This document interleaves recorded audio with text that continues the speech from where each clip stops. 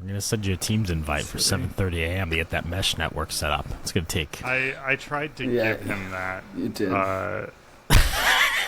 That network, and he what did he do? Did you just put it back on your porch? I said, not right now, Ryan. Yeah, I had it all like laying out, and he wouldn't and then take it. Kick the shit out of one of your pumpkins in frustration. Yeah. This seems to be working fine. Good. For the record, I did not kick any pumpkins. I hit the pumpkin. I heard Bowie's differently, bed. but I would kick the fuck out of Ryan's pumpkin. I wouldn't kick Shannon's pumpkin. Not that I knew.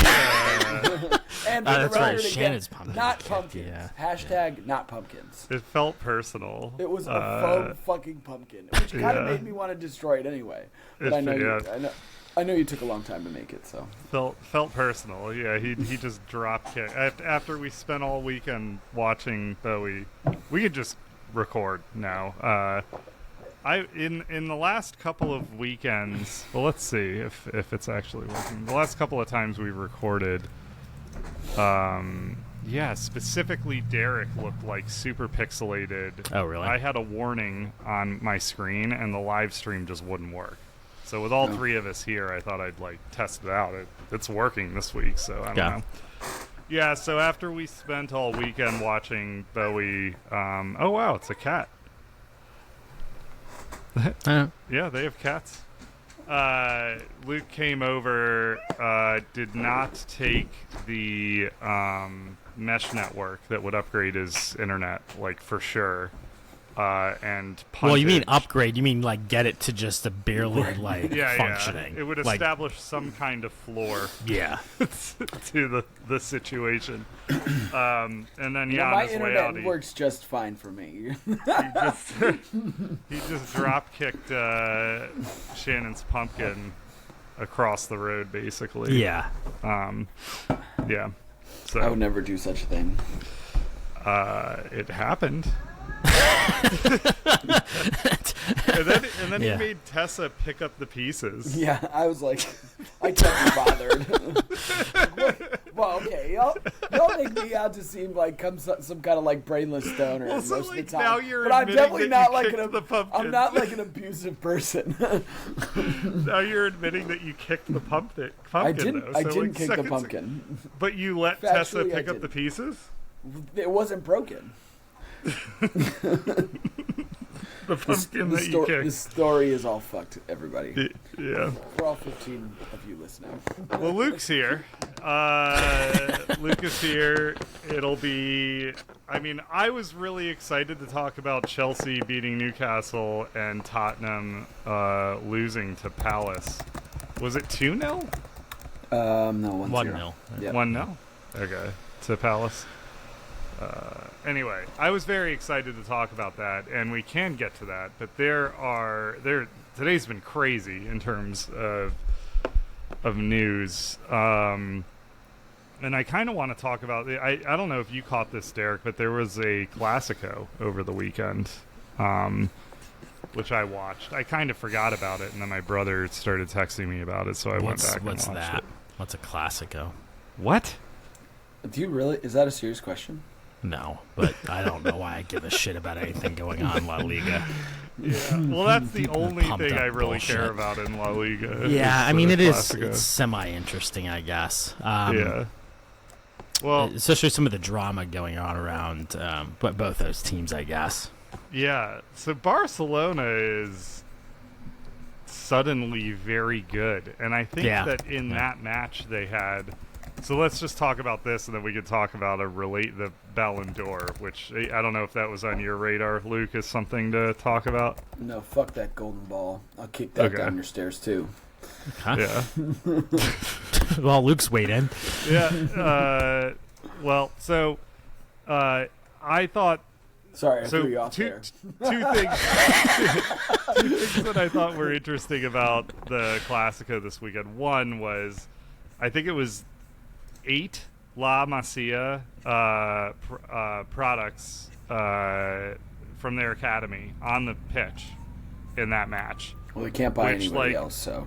As they beat the shit out of Real Madrid. 4-0. 4-0. Okay. I didn't. I remember with that children vaguely. So is Hansi Flick like actually low key just an insane manager? Because he's come in there and Barcelona looks great. I mean, they have probably the best player in the world again in Lamine Yamal, but who scored in this? And that's the other thing I wanted to point out because I thought this was hilarious. But in the Bernabeu, Lamine Yamal scores their third goal, I think very shortly after their second goal was scored by Lewandowski, I believe. Lewandowski got 2, yeah. Yeah. And Lamine Yamal dropped one of Ronaldo's celebrations as he scored, which I just thought was incredible. Like, I thought it was so fucking funny, and people were having a absolute fit over this, or Real fans were. Yeah, and then there's all the other stuff. We kind of talked about how, Luke, you missed this, and maybe you want to weigh in here, but like, it was something like, I could look it up, but it was something like Mbappe was offside like 8 times in this one. Pulling a Timo he's just Werner. not working in their system at all. Yeah, the team's super imbalanced. Yeah. There's no, like, why do you, like, my big question is, like, why did they buy Mbappe and then not sell anybody? Like, you've got to sell someone out of that team. Whether it's Rodrigo, whether, like, go get top dollar for him. Not Vinicius, but the team's just so unbalanced. It's ridiculous. But where were they? So you think, why, in what way is it unbalanced then? Like, you mean defensively versus offensively, or just, like, total cohesion? Like, they're just front... Yes, and both. Yeah, I think that you have 3 wingers playing on the field most of the time, none of who really want to play defense, right? They're all kind of passive when they don't have the ball, in defensive when they're defending, waiting for counters, waiting for whatever. But it's just 3 players out of a team plus Bellingham, who does good defensive work but isn't going to do it all 90 minutes. So I think there's balance between that offense defense. And I think there's like not a lot of combination play happening between them. How many times in those games is Vinicius and Mbappe or Vinicius and Rodrigo really touching the ball between each other and making runs off each other? It doesn't happen that much. Ancelotti is the one manager who can make it happen. It's just going to take a while, I think.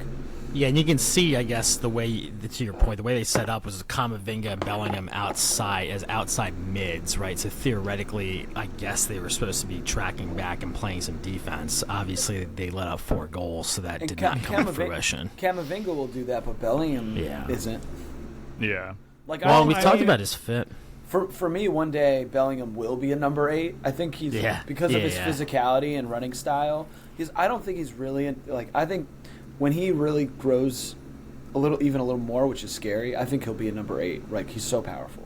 But right now he doesn't play defense. He did at Dortmund though. Like, wasn't he deployed as an 8 for Dortmund? I think it was like an occasional thing. Like, I don't remember that because it was like 10 minutes ago. But as he's playing right now and as he plays for England as a 10, I don't think he really affects the game in the right ways. Whoa, there's some loud-ass noise outside. Yeah, I hear that. That's sick. Sorry about that. This is flyover. Yeah, I mean, I think he has those skills to be, and I think he was deployed at times, to Ryan's point, as a box-to-box midfielder, or a central midfielder, right? And for me, it just seems like the lack of people actually deploying and developing him in that role. And again, like, nobody said it, whether it's him not wanting to be in that role and wanting to just be an attacking mid, or if none of these coaches can truly figure out how to make him fit seamlessly into more complex tactical situations than what existed at Dortmund, which was the whole team was built around him. So it didn't really matter, I guess, who else was on that roster. Well, the most comparable team in in the past 5 or so years to this Real team right now is PSG, with Neymar, Mbappe, and Messi all on the same team. I think we made that comparison. Yeah, you talked about that last week. It's I think that's an apt comparison. When you have that many attacking players who just don't want to fight for the team because that's not what their skill set is, I don't even think it's a selfish thing. It's just the way they play, the way they affect the game is not by defending. They don't do what Saka does. They won't pinch in and help out through the middle. They're just looking for counters and for one-on-ones right now. Well, and juxtapose that with Barcelona, right? They've got, I've said this last year, like probably the best crop of young central midfielders in all of the top 5 leagues by far. Yeah. Right, all at 5'8", all under 22. Yeah, it's crazy. But yeah, I mean, you see how much more effective that setup was, right? With people playing like very well-defined positions relative to their skill sets. Well, he's got the best out of Rafinha, who is a game changer on his day. Yeah, I don't know. Like, I think Hansi Flick has been a really good manager for a long time. The World Cup, in Qatar notwithstanding. I just don't understand how they're with Bayern. Right? Yeah, I mean, I think he was a strong. Oh, he won a champion. Yeah. Yeah, a strong signing. He's coached them really well, and it's just mind-boggling this team continues to be able to, or allowed to exist with the financial structure that they have. But that's La Liga for you. So the answer to the question, how does Barcelona survive, is clearly that they use their academy. Like, they don't need to acquire players. They're so good at talent ID and development. But like they've been way negative in financial fair play for like the last 3 seasons, though, right? And like I don't think they have. No, I think so the issue that they've been bumping up against isn't FFP like for Europe. It's that Spain actually has the strictest, I think, of the top 5 teams, implementation of their own financial oversight. And they have been right on the edge of what the Spanish league will allow. And there have been cries from within the La Liga that like the way they're set up is anti-competitive when they get to European competition.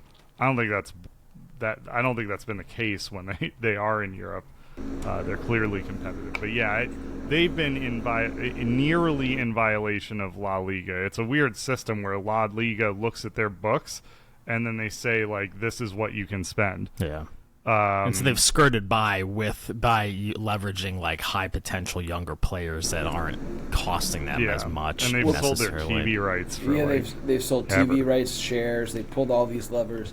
I think it's interesting, and I'm not an expert on it. I haven't like read anything really about it, but I think La Liga will instead of like doing lots of points deductions, they won't let the teams register the players if they can't afford them. Yeah.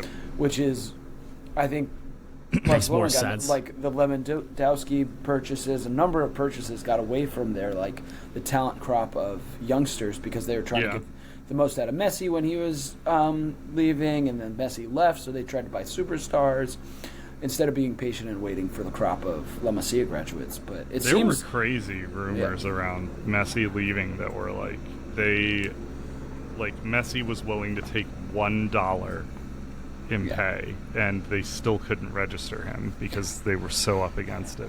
I don't know if that's true. I just remember reading shit like that. Did they sell him, or did he go on a free? He just went on a free. Yeah. The greatest player of all time just walked on a free. Yeah. Crazy. It's crazy. But I'm happy. I liked it. I like watching Barcelona succeed, to be honest. It's a good thing for football for them to be in the mix, I think, to be competitive with Madrid. I don't know. You haven't, as a Tottenham fan, you haven't established rivalries outside of our league because you never participate. But we remember them cheating us out of a Champions League win. Barcelona and Chelsea kind of have an issue with each other. Yeah. Barcelona and Liverpool do. Barcelona, Man United do. Yeah. Because Barcelona's been the best team in the world. Any team that's been in Champions League finals, well, semifinals, there was a survey of Barcelona fans where they asked them like who their most hated teams were, and number 1 was Real Madrid and number 2 was Chelsea, like within the last 2 years or something. No, so that's like pretty funny. Yeah, they don't like each other. So I'm fine either way. I do love when like I'm not going to shed one tear if Barcelona fucking collapses, but it is a poorly run business. It is a poorly run business. I do, much like Chelsea. But I do love a team that is just just killing it with their academy. Like that, it's hard to root against that, I guess. So that part is cool to see, especially against a juggernaut that, in Real Madrid, like just absolutely beating the bricks off Real Madrid in their house with children. It's amazing. It's so fun. Did you see Ansu Fati's back on the bench for them?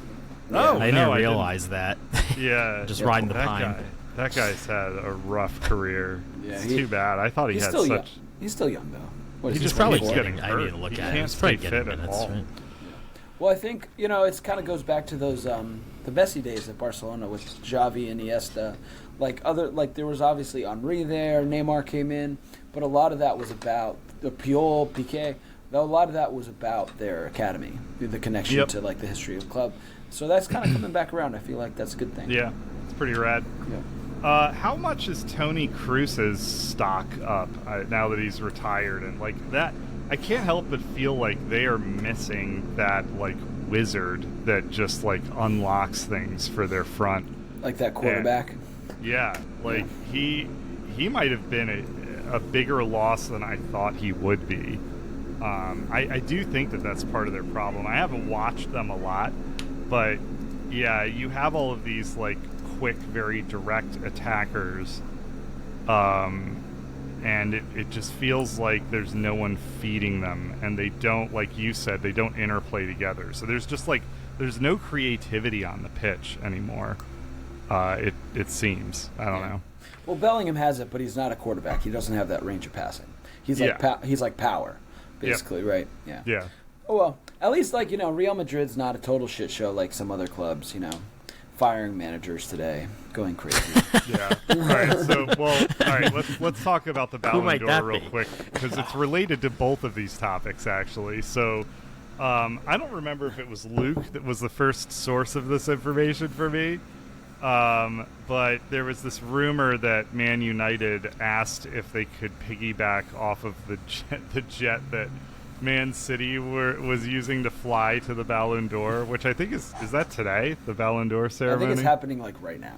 Oh, okay. All right, yeah. Live coverage of the Ballon d'Or. I don't get it. Who are they going to put on that jet? Harry Maguire? I think Kobe Mainu is up for a young player of the year. I think it was. They had Garnacho and Mainu were young player of the year. Okay, Garnacho makes sense. Both of them make sense. In fairness, I think that's it though. Anyway, so they asked it. This club doesn't have two pennies to pinch together, so they're asking to their crosstown rival. Share a bus ride. They can use their jet, which is hilarious. And then Real Madrid, I guess, found out. So it sounds like it is a dead lock that Rodri has won the Ballon d'Or. That might be that might have been announced at this point. Let's see. That kind of stuff just makes no sense to me. You don't have to recognize that travel expense for a non-game related activity as a Premier League expense, right? So you just spin up one of City's 58 off balance sheet holding companies and have them pay for the jet. But I guess Radcliffe is just so cheap that he doesn't want to pay staff and he doesn't want to pay for people to travel. It just seems like the most bottom-feeding bullshit. Yeah, I guess I'm spoiled because I had a Russian oligarch paying for whatever we needed, but I'm not yet ready to blame Radcliffe for anything that's going on. He's been on the job for under a year. You think he inherited a bad situation? Yeah, he might have inherited a bad situation. is all I'm saying. Yeah. That club was so deep in the red financially when he picked it up. So I think he's trying to make lemonade out of lemons or whatever the fucking phrase is. So so the word is that it is Rodri who is winning the Ballon d'Or, and Real Madrid is so pissed off about this that they canceled a 5-hour Ballon d'Or special they had planned on Real Madrid TV. RMTV, which is, I guess, like a network they have in Spain. And they are not. Vinicius is not attending the Ballon d'Or anymore, so it's like a boycott of the. If you're talking, Luke, you're muted, dude. Fucking helicopter outside. Wasn't Vinicius one of the favorites? He was, yeah. It was him, Rodri, and I think Bellingham were the three like favorites, I believe. And I mean, if you think about it, like Rodri, I mean, played for the PL winners and was probably the most important player on Spain in their Euro win. So, yeah, I could see the case. There's like the stats around him are crazy. Like he hasn't lost a game. I forget what it was. He went on like a 80 game streak or something stupid where he didn't lose a game. He's like obviously crazy important to both teams he plays for. To be honest, when you said Rodri before, I thought you had said Rodrigo, the outside midfielder for Real. Yeah, I would make the case that Rodri was the best player in the world.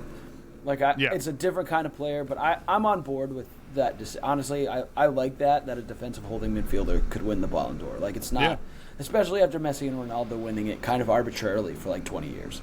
Yeah. Right. You know, and I think like looking at the full body of work, right? Like one playing in a league that's arguably better than the other, and then like Brazil just being a joke of a national team relative to Spain, right? Like, you know, like is it you can have a debate about whether it's unfair to penalize Vinicius for that, but the fact of the matter is Rodri is a key player in a team that performed much better than Brazil has recently. Yeah. Well, and like you can't replace that player. Like there's nobody in the world that can play in Rodri's position. True. The way that he positional plays. Scarcity. Yeah, Like, I mean, I think that's another good point. Like nobody can do that right now. It's I don't know. Yeah, I would vote for him above Vinicius Jr. Yeah, it certainly doesn't warrant throwing a fit, right? Like these guys are about. Yeah, they're absolutely throwing a fit.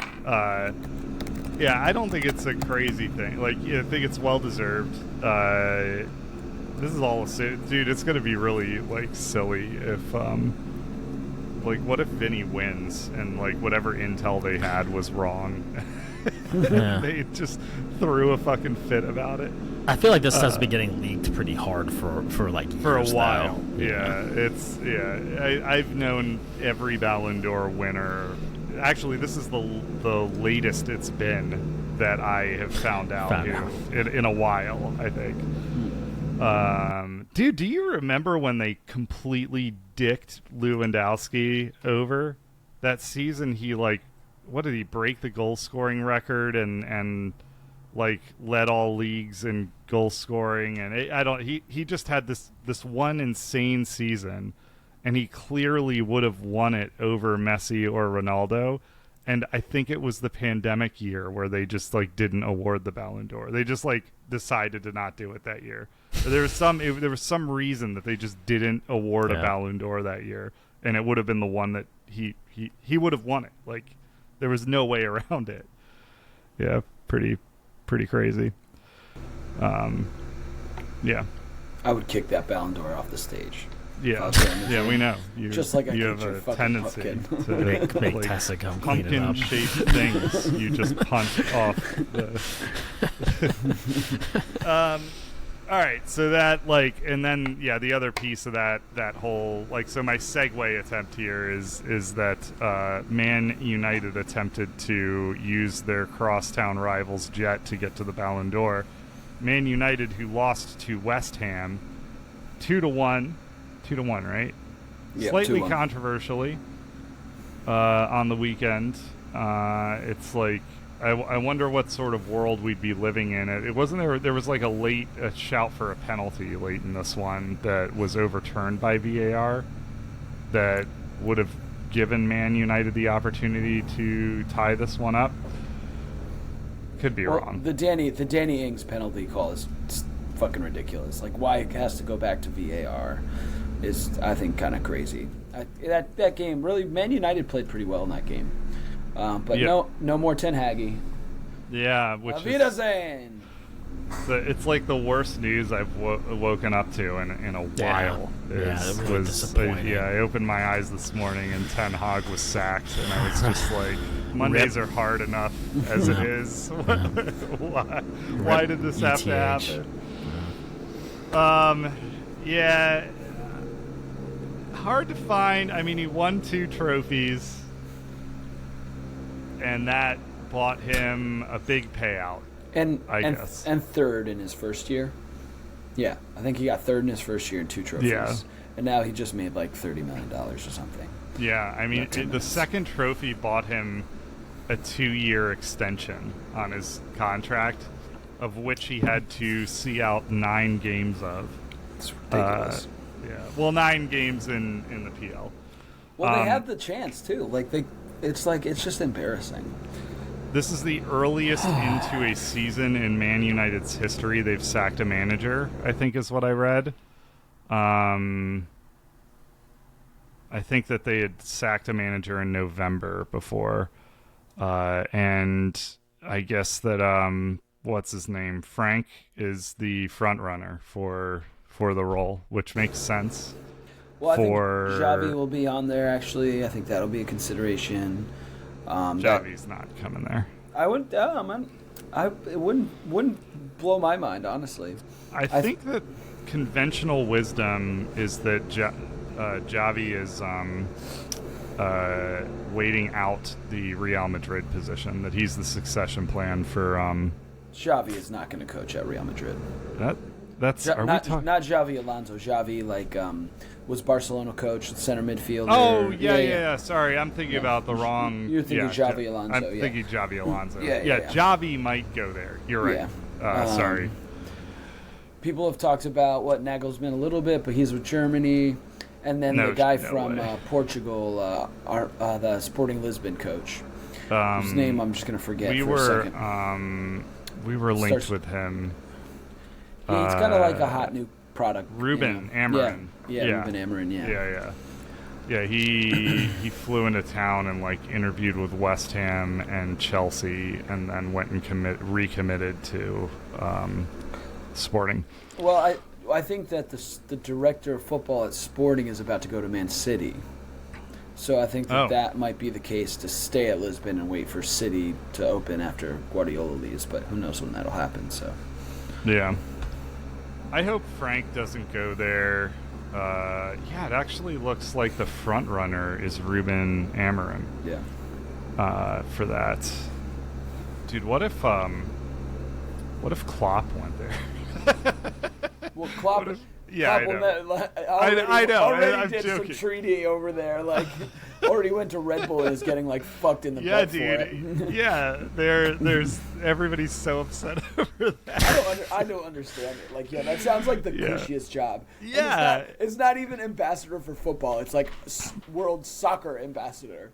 Yeah. Dude just took the best job in the world. I don't view that as controversial at all.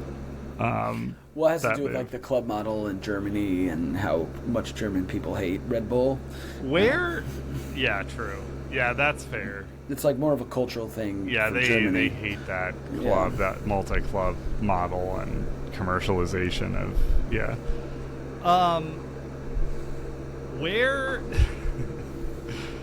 Where do you think Ten Hag goes from here? He's for sure not going to a Man United level of prestige club again, right? Where do you envision him going after this? England men's national team manager. No, dude. Tommy Tactics is there. I know.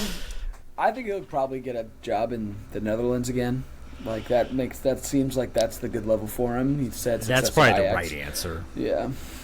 He can take Xerxes with him, and he'll get right back to whatever it is he does. The damage he's done will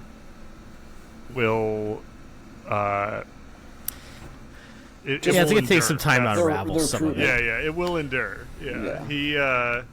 He brought all of his friends over. Like, Antony was like $100 million euro signing. Yeah. And he's in like the third year of his deal, I think. Yeah, he's maybe second. So no, he's in for him. third. Yeah, I mean, it's gonna be hard to unwind the damage that guy did. Steven it's Steven, right? Not Bad But Sinbad in Discord is Steven. Alex. Alex, sorry. Yeah. He said his description of Man United I thought was pretty funny. He said,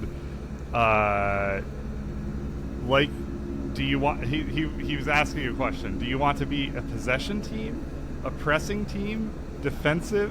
Man United has a midfield that wants to press, while only half their attackers want to do that, and their defense wants to sit back the entire time. So there are huge gaps all over the field. Yeah, I wouldn't even say it's what the players want. It's how the team's set up. Like, it's ridiculous, right? Yeah. Yeah, it's good. That interim manager, I don't know. We'll see. We have to play them next, which is fucking off. Like, I don't want to deal with this shit. This like post-sacking bounce that this team's gonna get.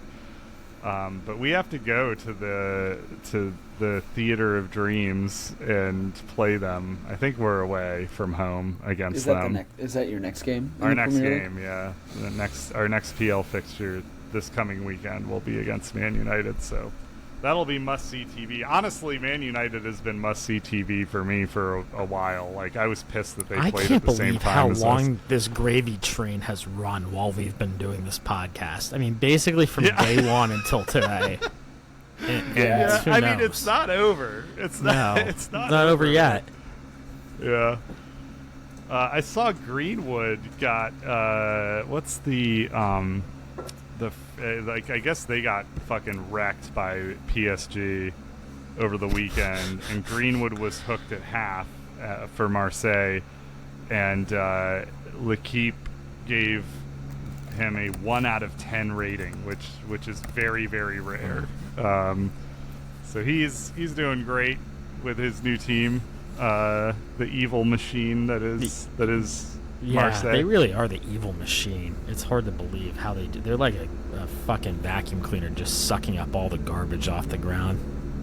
Yeah. Dude, Roberto De Zerbi's the manager, though. Like, that dude is kind of like a Italian garbage man. Like, I didn't realize that's who it was. The Italian garbage man. I can see De Zerbi. Well, he also kind of looks like a club DJ, but like not a dance club. Like he's like in a corner bar, like just going. Yeah, like 6 people. No, he definitely represents the grimier side of my Italian heritage pretty well, I'd say.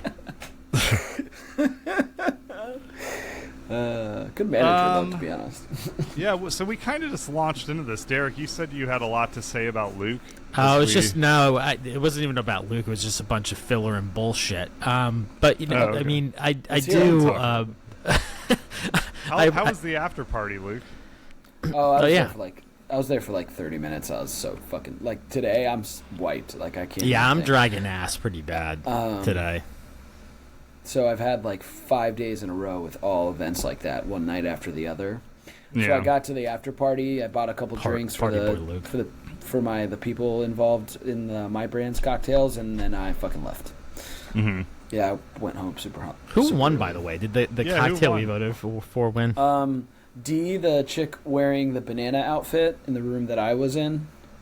Okay. Oh. Her cocktail won the judge's best. Okay. And then Matt from Kenwood Tavern won the People's Choice. So both Green River cocktails won the awards. It's kind of fun. Sweet. What about the food? That like dope ass meatball in the room I was in. That was so good. It was tied with one other one, but I don't remember what the other soy one was. meatball? I don't fuck. It was spicy. I don't remember. The spicy one from like Copper Shark. Yeah. Yeah, exactly. Gotcha. Yeah, that was super good. Yeah. Yeah, I would eat that till it killed me, which I don't think would take long. It was a short rib and macaroni and cheese fried ball with buffalo sauce on it. I took a pass. Did 3 of them. That was, I did the best I could. No, it was a good time, though. It was a good event.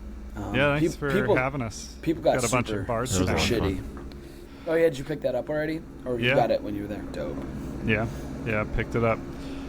All right. We could talk did about enjoy. the PL. I did enjoy how, like, as soon as Ryan got a whiff of Luke potentially being on time and him not being on time for this podcast today, Ryan was like, "I'll rearrange my schedule so that doesn't happen." Yeah, can't allow that. I don't know what happens. I think it's like when Thanos snaps his fingers, like it's on that level. if Luke is on time for an episode of this. Yeah, we had to actually go to where Luke was working to figure out when he could record the podcast, by the way. You did, and hilariously he asked us what time we wanted to record at first, and we were like, why does that even matter? Like, yeah, that was good for a couple laughs. I remember that. You're welcome. So it's like cut straight to the chase here. Yeah. Play with my heart. Someone's got to make sure this podcast gets done, okay? Yeah, exactly. So I guess we should talk about some of the PL fixtures. Chelsea beat Newcastle. It didn't look the best, but they got it done. Especially, I mean, maybe the back 2/3 of the second half. It just felt like Chelsea were pinned back.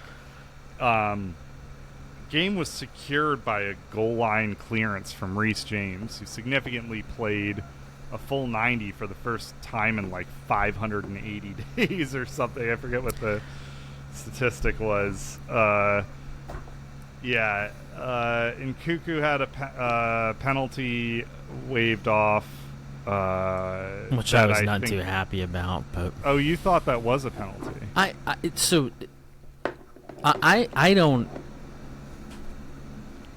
don't like the way that grabs and holds and full arm extension shoves are officiated in the Premier League. Maybe it's a FIFA thing, right? Because to me, it's much different than like marginal contact with the leg. Like you're specifically putting, like you know what you're doing. Like you're grabbing at the other player, and like fine if that's not the rule, but then to be able to overturn it because you're saying, oh, there was contact and he fully extended, but it wasn't enough. Like fine, whatever. I mean, you guys can tell me if that's how it's being officiated consistently. Maybe it is. I just don't. There's way too many times where people get knocked down in the box. They're getting held. You know, like the Cucurella getting fucking just like I can't use the words, but just getting like groped last season. Like it's just insane. Like, all right, I don't think it's good for the game, but that's as a defender. Like I think the defenders get away with too much. I don't know. I don't have anywhere near as you've had like an axe to grind about this all season, like you've been talking about it in the Discord. I don't know. I think it's a physical game. Like when I played, I would use my hands to get an advantage all the time. I would shove off people to get momentum. Like it just like I think what's weird about this one, I guess I'd agree that it is a little bizarre that it went to review and they used the review to determine that there wasn't enough contact. Like I was a little surprised that it didn't just go with the on the field call. Because the ref is making a value. The ref is making a value call based on what he sees, and he saw what was in the replay and called it in real time. And then you're going to unwind it, not because he didn't not see him put a hand on him, just because it wasn't enough. Like, I guess it is what it is at this point, but. Well, watching it live, is the physicality is just so different, right? Like the experience for a ref seeing it live and then seeing it on a screen is so different, right? Like you don't really see the force. You know, I think that in Cuckoo probably goes down a little, like too soft. I think I think there can be a little bit more strength from him. I think the issue is that it's a weird one for VAR to come back and have them look at again because they've been kind of saying that they're not going to do that as much this year. Yeah, it's re-officiating. Consistency. Yeah, that's the inconsistency. Yeah. Though, do I think it's a penalty? Nah, not really. Like, I think it's probably a foul, but is it a penalty? If those two things can be separated, an action you take outside the box versus in the box, I think it's a little soft. Yeah, I think I agree with all of that. Yeah. What was I going to say? It's still not as soft as Joe Linton and Bruno playing in midfield together, though. Too soft. Might as well be fucking stuffed animals there. Like a fucking pillow. Yeah, I mean, Lavia and Caseo treated them like a couple of pillow toys yesterday. Dude, I think that's a story here. Lavia is obviously so much better in this midfield than Enzo Fernandez, who's a €100 million acquisition. The two of them are just in there, just like just bullying people. Yeah, I mean, they looked great. Yeah, the whole starting. I mean, I think our center backs are suspect. I think they're gelling. Robert Sanchez, maybe the worst player on both teams in a win. Like, he was so bad. Shockingly bad. I don't know about this guy. And he's so inconsistent. Like, he will have an incredible game next weekend. He's just all over the place. Reece James played out of position to start this one, and then I think he swapped over to the right at the end of the match when Cucurella came on. So Cucurella came on for Malo Gusto, who was playing on the right. And then what do you make of that? I think that Maresca is using the right-sided the right back as more of a part of the attack versus the left becomes more part of the box midfield. And so if I had to guess, it would be that Reece James doesn't have the legs yet to go a full 90 bombing up and down the sideline, and so and their goal was to get him to a full 90. I mean, at the end of this one, he just like collapsed and took it in. Like he knew he had done something that like people didn't think he could ever do again, including his coach. Yeah. At like what is he, 24? I mean, he's had to feel that his career might be over already. So yeah, I think it was probably that. Like, Gusto definitely gets more involved in the attack, and I think like Gusto works his way into positions where he has a clear shot at goal. If someone could teach him how to just put it on frame, he'd be a killer. But that all of that, and then I was thinking yesterday, like at some point, if you're getting in those positions and like you're not Cole Palmer, maybe you're more like Luke or Derek, then maybe you start passing the ball off in those situations instead of just rocking 30 yards over the goal. I know what Luke's gonna do every time I give him the ball in that position, but like at some point you start reconsidering.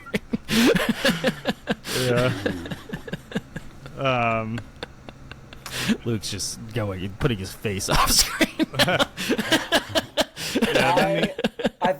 I also think that Gusto's not quite as good of a one-to-one defender as, say, Reece James, and not quite as moldable. Like, Reece James is much more technical than Gusto, I think. So putting him in out of position, like, he's good enough technically to figure it out on the opposite side, probably. Yeah. In the comparison between the two. Yep. And then I guess the only other thing I jotted down here is that Chelsea started their second youngest lineup of all time. The average age is 23.3. Holy shit. Yeah. All right. Yeah. What do you guys think of Maresca's comments before the game? Oh, well, the day before the game regarding like the leadership quality of the team. Is that a motivational thing, or Is he just Italian and answers everything, or Argentinian, I guess? But he looks Italian to me for some reason. Is he just very honest? I can't. He's Italian, right? Is he Italian or Argentinian? I think he's Italian. So he just activated his social media for the first time ever. He's from Italy. He's Italian. So he's just brutally honest. He's can't hold It's a weird motivation tactic, to your point. I didn't understand it. I don't understand what to be gained from it, especially somebody who's trying to come back from a long-term injury and was kind of forced into a leadership role in ways, I thought. But in fair, James responded in the right way in this one and put in a fucking shift, not playing his preferred position.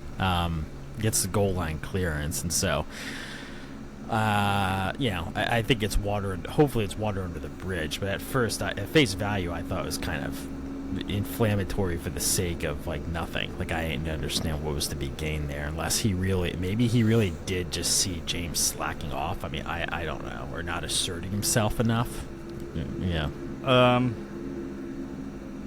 What was the question that he was asked? Yeah, I don't know specifically what the question was. I watch a lot of Enzo Maresca's press conferences because I'm a psycho.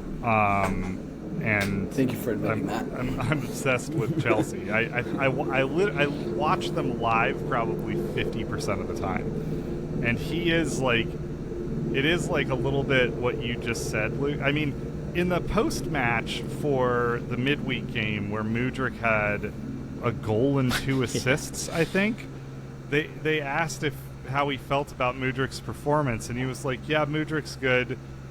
We've been working very hard with him.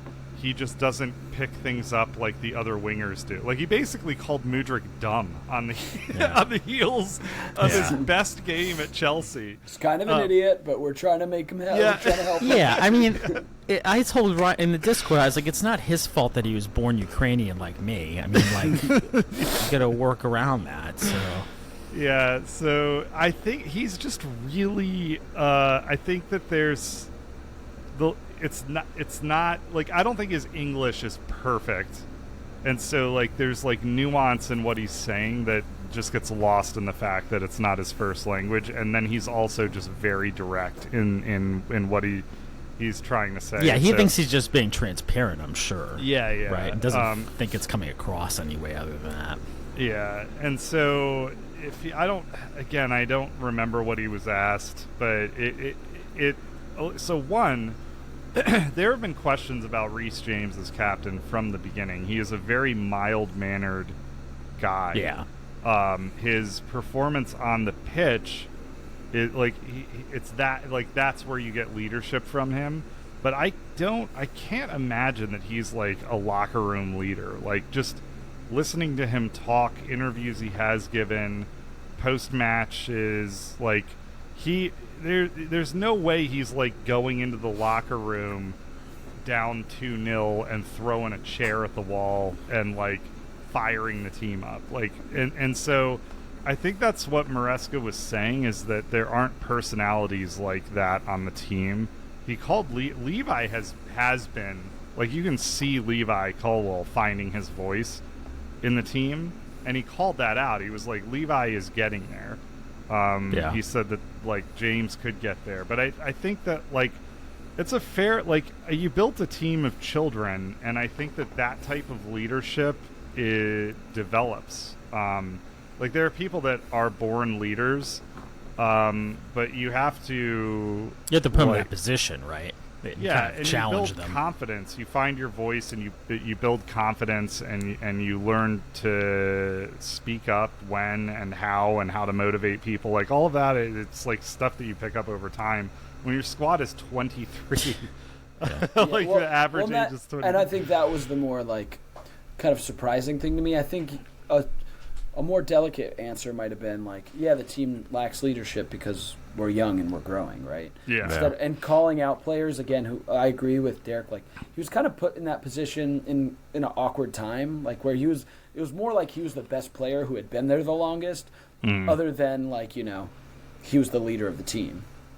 And the expectation at Chelsea is so high for leaders because of the John Terry's of the world, right? Yeah. That it's you're not going to get that from every player. And Levi Colwill does look like it. He needs, like, I think, to get that to level, he has to improve his performances and make him, like, more consistent, because I think the back four is the problem at Chelsea. Certainly nothing going forward, or is a problem. It'll be interesting to see how that dynamic grows. Like, do player get sour on it, or is it a good long-term motivational kind of thing that Maresca's doing? Yeah. I think the press conferences are also tough, because you interview your best player and he responds with what 6 times, and then Maresca's got to fill in the next 30 minutes, right? So there's a lot of pressure on him to have all the talking points in English. He's not a native speaker, so it's kind of unfair to him. I don't know if you remember or I don't know if you were here for the episode where I mentioned this, Luke, but I saw a YouTube analysis of Cole Palmer that was titled "The Player Who's Too Stupid to Feel Pressure," and it had a bunch of clips of his press conferences where he's just like, "What?" The way they've spliced it together is great. Honestly, I guess. Again, the simple Jack haircut doesn't really help him with that. I'm taking nothing away from him as a player. It proves itself. It makes me love him more. Did you see the Zola stuff? It's kind of like watching your inbred cousin try to speak for the first time. It's kind of cute and sad and all at the same time. Do you have one of those? No, dude. He was being compared to Gianfranco Zola, and he was like, "Oh yeah, I don't really know who that is, but I heard he's good, so thank you." But I heard he's good, so thank you. I think he was good in FIFA. He's one of my Legends players. Yeah. Dude, honestly, athletes at that level, they are weird motherfuckers. They're either huge assholes, they have no brain cells, or they just don't talk to anybody. You think about to get to that level, you have to have something wrong with you. That redirects your energy towards being a good footballer. Dude, he just wants to play football and eat chippy chips. Yeah, no, exactly, right? He knows what he's about, and he's just living it. So good. It really does. It's like he doesn't care about his brand. He doesn't care. But he's the fact that he doesn't care is his brand. Yeah, it's growing. I guess.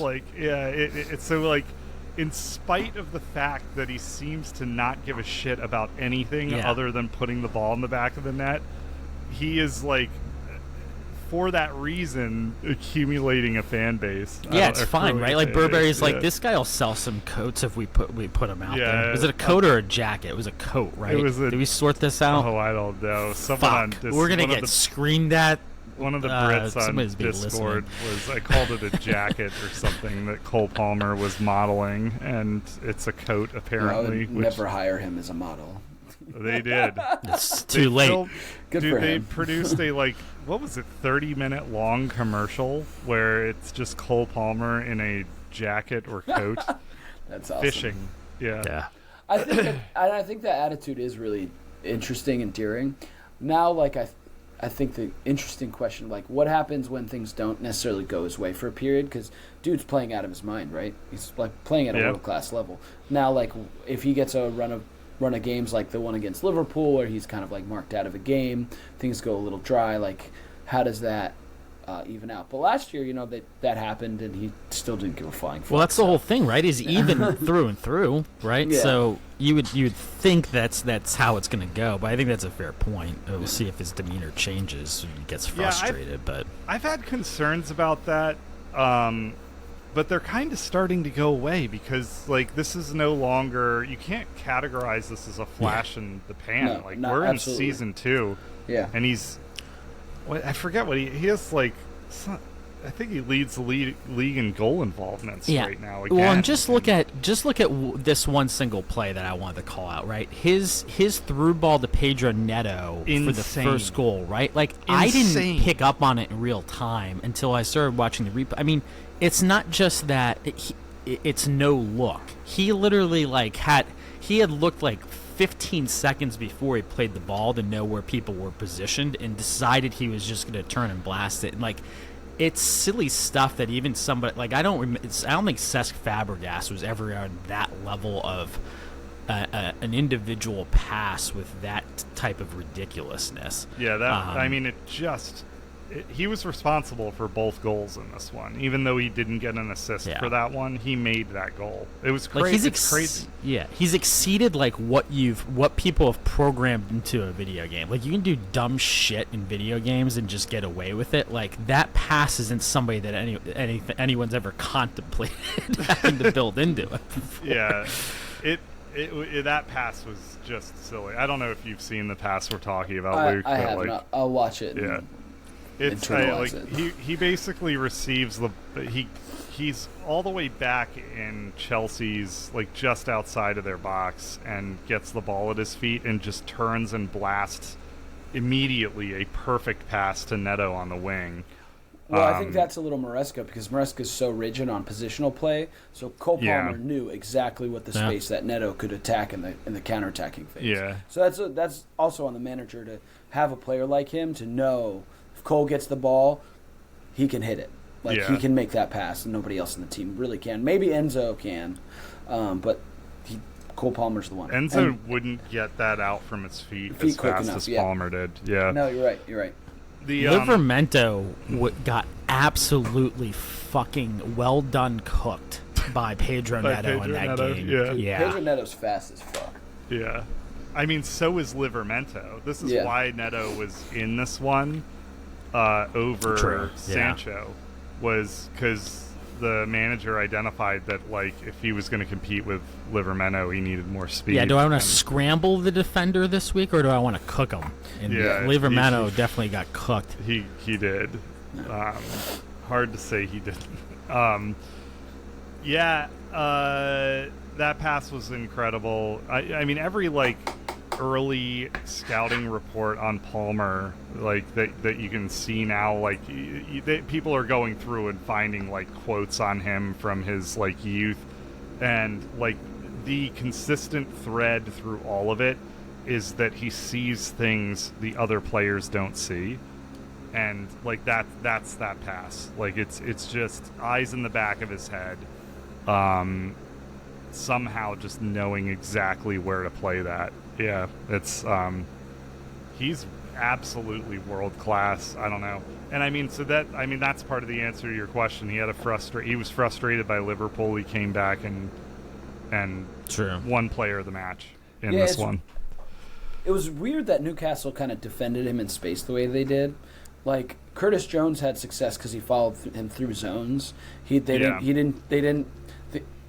Curtis Jones had the flexibility to defend in every space of the field. And Newcastle were a lot more rigid than that, which was kind of surprising. They kind of let Cole Palmer do his thing. Yeah. It was really strange. Early in the match, it looked like Bruno Guimaraes was following him, but they got away from that for sure. I don't know. I would have just put Joe Lennon on him and be like, yo, tackle the fuck out of him at every single moment you can. It would have made more sense. On top of him. Bruno spent most of the match rolling around the ground from what I could tell, so anyone would have been a better choice. Bruno Guimaraes. Fuck that guy. Yeah, he's good as fuck, though.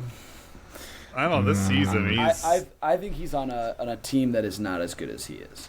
I think he goes to, like, a top team. He does some good shit. I don't know if that's I hope he sticks around because I think he sucks. I think he's part of the problem. I think all three of them in this one and lately, like, their midfield has been a problem for themselves. Let's talk about there are two games we should definitely talk about. Tottenham continuing to look challenging to win a title. The title hunt. It's y'all were, like, going out this quote from like a year ago. I know. I was trying to be generous. Like, when he said that last year, I was like, oh well, maybe he meant, like, in year two. And here we are, losing to a team that was actually in a relegation battle until they showed up. You should pick the episodes that you show up for a little better, as an aside, because I think the last time you guys lost to Bitch, I'm not scared of you. So yeah, what happened? What's going on, Luke? Super poor match. Like, didn't perform, no intensity. Again, like I've said it since the beginning of the year, 6th or 7th place. Like, that's where this team is. I think we need more pieces. Mikey Moore starting, a 17-year-old, like, tough. just like he had a rough game because it's like that's what's going to happen. He played incredibly in the Europa League, but like to play 2 games in a week for a 17-year-old, it was more of an acknowledgement that Werner fucking sucks a big fat old German dick. Yeah, he just has bratwurst coming out of his fucking nose. They call him. Yeah. It's just not. Yeah, the team just doesn't have enough changes we can make, and I think Ange tried, but yeah, I don't know. Yeah, I think the Sunday to Thursday kind of games will take an impact. I think we will do well in the Europa League, but I just think 6th or 7th place would be pretty much where this team should be this year. Do you think that Wiener sucker Werner is on his way out after this season? Oh, he will not be a ton of play. If Odebear and Son were fit, he would never play. Like, there's just no place in the team for him. Yeah. And Ange kind of came out and was like, yeah, he has to do something about that. Yeah, I saw that. I looked it up after you told me. He was like, Werner has no confidence. He should probably fix that because I don't know if I'm going to be able to. Yeah, he was like, I've been trying, and it's going to have to come from within type thing. Yeah. And Ange also, I think, I don't like giving Ange much credit these days, but I think that Mikey Moore tore it up in the Europa League. Yeah, dude, he had a 25-30 minute period where he was by far the best player on the field. Yeah, and I think I saw a quote from Madison. He said it was like we had Neymar out there with us. I don't know what the fuck Madison's talking about. He needs to shut the fuck up. Well, that's what he said about Mikey Moore. He strikes me as the type that's doing a little bit of more than recreational drug use on the weekends. Madison. Yeah, like the little white powder or similar, like not the basics. So Timbo has just been a nightmare, and then you have this pseudo prodigy, like high promise talent from your academy that like drops a master class in the cameo he's given in the midweek, and Ange was peppered with questions about whether Moore would get a start in the PL, and Ange said, like, this is a 16-year-old, and we have to, like, I don't know if he has it in his body to like play at that level yet, especially as a starter, but like it would have been hard to not start Mikey Moore in this one, I think. With like that display and how bad Werner's been. Werner is he's cooked, man. He's done. Yeah. But you know, I think it's coming back to the overall point here, right? Like, there's plenty of talent on this team to get a result against Palace, so it's pretty disappointing. I think Ange's got to find a way to manage the kinds of teams we come up against. Yeah. In that game, I don't think we didn't play well, right? You should be able to get through games that you don't play well against a team that has so little confidence. The problem was starting Madison and Kulusevski in the middle gives up all physicality in the midfield. So if a team really wants to get on us physically, play second balls, we're going to lose that battle, 7 out of 10 times in the Premier League. So I think Kulusevski should start ahead of Madison in the middle, but I think starting both of them is just teams are going to figure it out. Ange has to kind of keep changing. He has shown some ability to do that this season by taking Madison out against West Ham, putting Sarr on. Yeah, but it just I was surprised he didn't roll with that from the start in this one. Yeah, or bring Bentancur in as a starter. Just give some physicality to the team, but he just has not. I think that Ange will do it. I think that he can turn the corner. Maybe I think next year the team has a good chance of getting into the Champions League, and doing some damage in cups. Like we have Man City on Wednesday in the fucking Carabao Cup too, but I just think he has to grow a little bit more as a manager. We have to play Newcastle again. Oh, right away? Yeah, in the cup. Yeah. Yeah, that kind of sucks. But they get to lose to our B team now. The team, Cuckoo. the Spurs team isn't bad, but it just needs a couple more players and I think more physicality, honestly. Yeah, and then there was the story that Spurs are looking for outside investors, which broke over the weekend sometime. Well, I talked with you a little bit about. That's not a new story. So in their last year financial disclosures to like the fan groups and shit like that, there was a note in it that said Spurs are to chart future growth within every bullshit they're doing. They were kind of require to sell stock or grow the share base to advance those growth models or whatever. So they've been looking for investment. Yeah, I think it's probably a good idea. Although the valuation that Levy, it's Dan Levy, is that his name? Daniel Levy. Levy, yeah.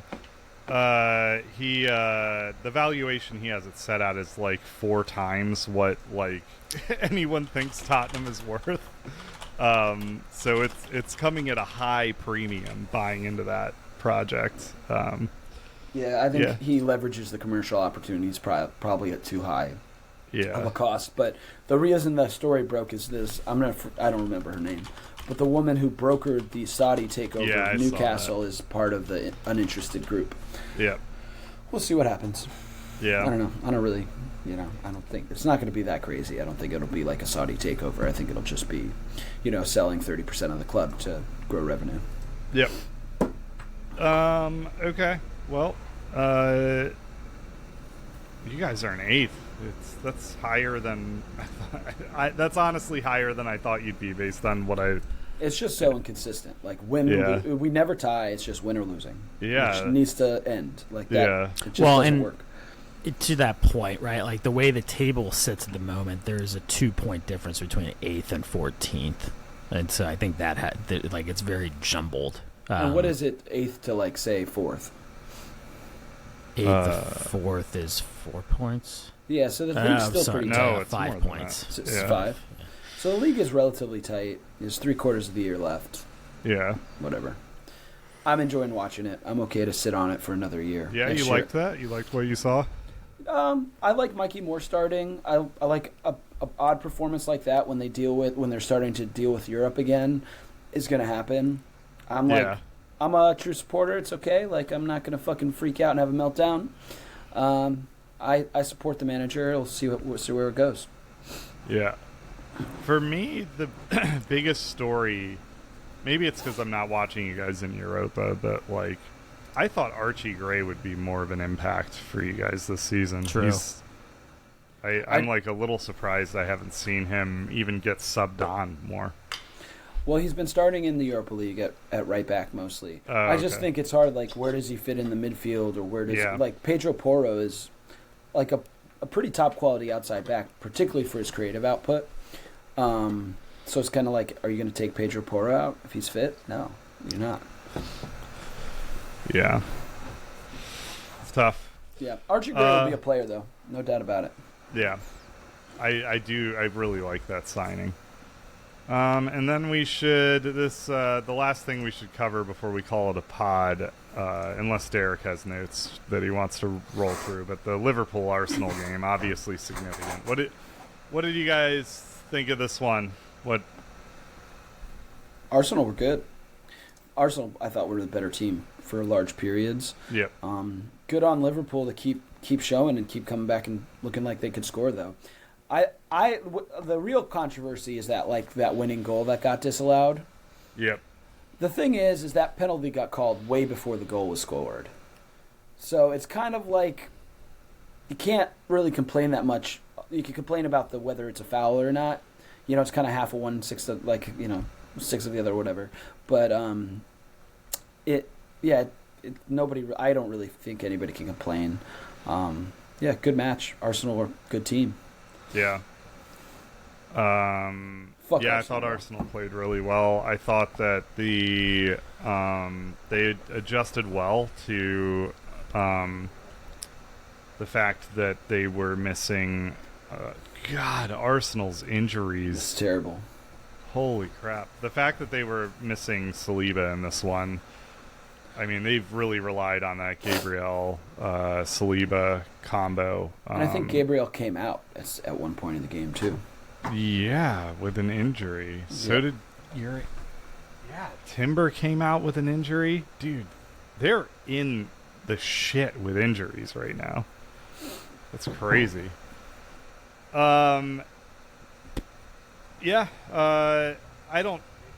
I guess maybe I'm like exhausted talking about this. The goal, the tying goal from Salah, I think that combination of play. I think it Nunez was and Salah. Well, it was Alexander-Arnold placed an absolutely perfect pass to Nunez, and then Nunez turned his brain on for once and found an honestly perfect cutback pass to maybe the most shocking pass of the weekend that I saw, based on the player it was coming from. When I saw I was like, Trent played that ball to Nunez, and I was like, that is a beautiful ball. Oh no, it said Nunez's feet was kind of my thought process. And then that was just a perfect pass. Because you're like looking at the tic-tac-toes, and you're like, how does this ball get from where it is now to a goal-scoring position? And like Salah makes the perfect run at the perfect angle, at the perfect time, and to everybody's shock and surprise, Nunez was paying attention. Yep. Crazy. So like that to me was the goal of the game, the way that was worked.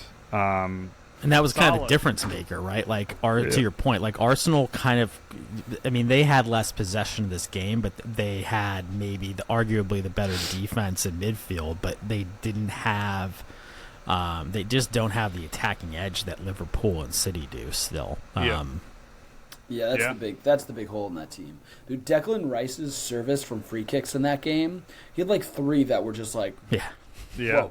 That's fucking a world-class pass. When he takes a corner, it's insane. I feel like he hits the ball so hard. Yeah, I feel like these guys are dinging in corners like every week. Yeah, even with Saliba not there. Yeah. They're the best set-piece team in the league by a lot. Probably in the world. Maybe in the world. Mo Salah not included in the nominees for best African player. That's crazy. For last season. That list nomination he should be on the list Ballon looks d'Or list like most years, honestly. Yeah, I agree. But that AFCON list looks like it just reeks of corruption to me. Like, I have no idea how they come up with some of the exclusions from that list. I'm looking at Ballon d'Or. Carlo Ancelotti and Real Madrid had won Manager of the Year. Real Madrid won Men's Club of the Year as they boycott the award. I was trying to see it looks like, to nobody's surprise, Lamine Yamal won.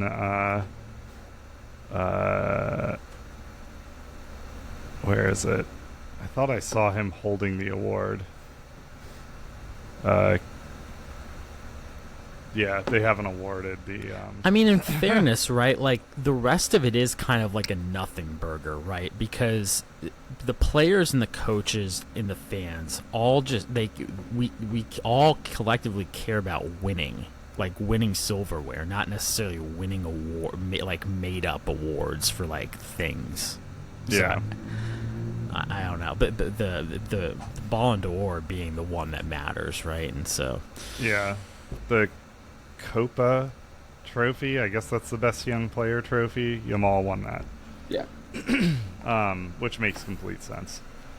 Yeah, it says Real Madrid win Club of the Year. An awkward moment as Real Madrid's achievements are shown on the screen after winning Men's Team of the Year. Of course, they're not here. Dude, that's so petulant. Yeah, it's petty as fuck. Yeah, that is... Yeah. Anyway, Derek, did you have any other notes? Anything else you wanted to cover? So, I guess I'll talk to myself for a minute here about Yanks the ranks. Oh yeah. So what did Matt Turner do? Pulisic was off because that game got postponed because of flooding in Bologna. I won't call it baloney and desecrate my own heritage, but I have no idea what Matt Turner did. I think the most interesting takeaway from the weekend was the 4-4 draw between Juventus and Inter, with McKennie and Weah featuring. McKennie with 2 assists in this one, and then Weah with a goal as well in that 8-goal match. So a really good sign to see them kind of back in form. They were both, notably out of the last international window, questions about fitness and stuff. And so key players for the U.S., good to see them doing well at the, at top level in Europe. And then Tyler Adams also back, making a substitute appearance over the weekend for the first time in however many freaking months for Bournemouth. So good to see some things coming along there. I'm happy for Tyler to be back after a lengthy injury absence. Yeah, that is good to see. Looks like Slanina's been having a rough go of it. Let me see. Wow, but I'm sure you'll find a way to gloss that over by the time the next international break comes along. Yeah. I sure will. He didn't even start in their last game. He was on the bench? Yeah. Huh. That feels like a mistake. Yeah, I guess, I mean, yeah, I don't know how that team's doing. Maybe you can reach out to Ten Hag before he takes over and let him know your thoughts on the potential there for Slanina. I mean, his previous 5 games were a 7-3, a 6-3, a 7-5, a 7-3, and a 6-6. Yeah, I know you had rightly justified that he had been playing well up until this point this season. So yeah. But I think that's kind of. Yeah, you can. Yeah, we'll give you some time to do some research on Matt Turner prior to next week, and maybe you can give us an update that we're all dying for. He is absolutely not playing. Matt Turner, his last 5 is just literally a bench icon. Yeah. Yeah. Fuck Matt Turner. Poor guy. He's like a noodle man. All right, that all you got? Yeah. All right. Luke, you got anything else? When are you going to be back? Who the fuck knows? Don't ask me that question. All right. Well, it's 2 days in a row I get to see Luke, so I'll count my lucky stars and rest easy tonight. Yeah. Hey, I hung out with you guys too last night. I didn't ignore you. You did totally. a lot. I was surprised. I did not think that would. Well, the choice, in fairness, was between Luke working and hanging out with us, dicking around. So. Fair enough. I think he likes his job. He basically never stops doing it. So. Yeah, true. Well, I'm gonna go get a tattoo now. Are you? What are you getting? I'm gonna get a cat astronaut. Where are you going? Cat astronaut. What's the inspiration for that? It's this flash that this Mexican tattoo artist who's in town to do a residency has. Oh, cool. Sweet. Like, fuck it. I'm going to get it on my leg. When's the Football Yanks tattoo coming? It'll never happen. That'll never happen? There will not be a Football Yanks tattoo. Oh, man. I guess this isn't as significant to you as it is to me. Yeah. Yeah.